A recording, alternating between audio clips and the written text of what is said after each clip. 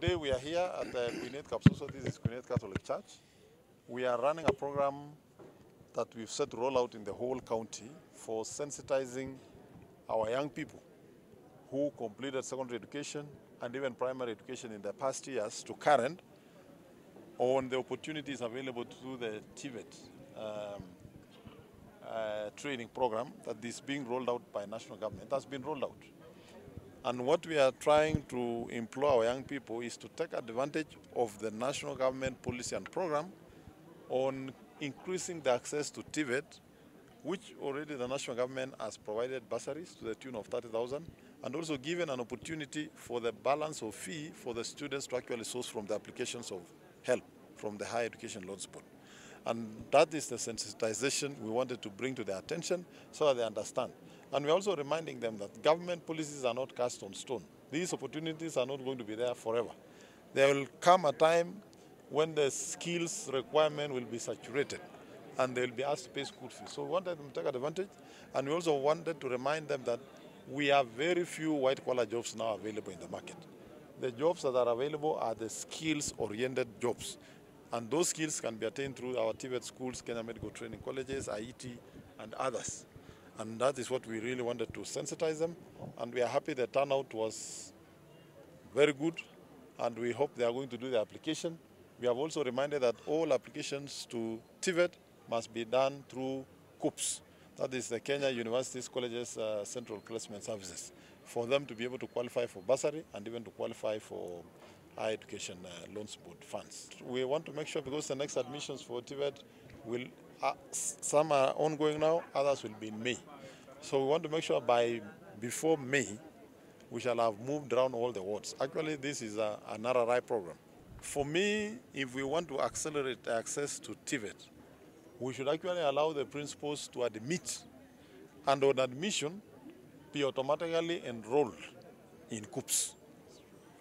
Because you can imagine, not all this country is actually covered with internet network.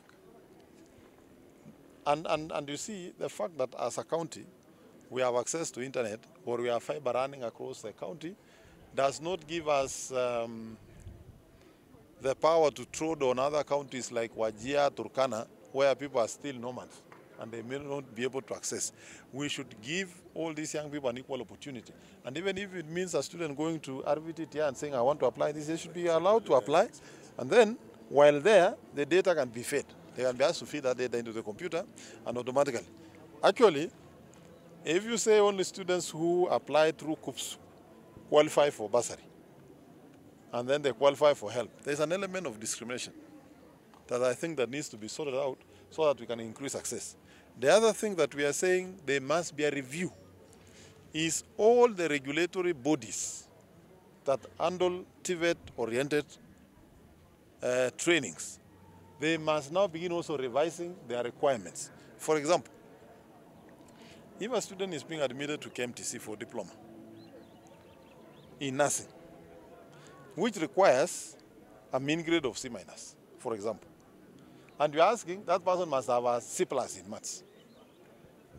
If as a nation we are moving to CBET, where we are even saying you don't have to have gone to school to have acquired a skill, but we can assess you based on your competence and certify that you can do the job, then we must revise the qualification requirement for entry, or create an opportunity where if I want to be a nurse and I didn't meet that C- thing of yours, even if I'm a class 8, give me a route I'm going to pursue until I become a nurse.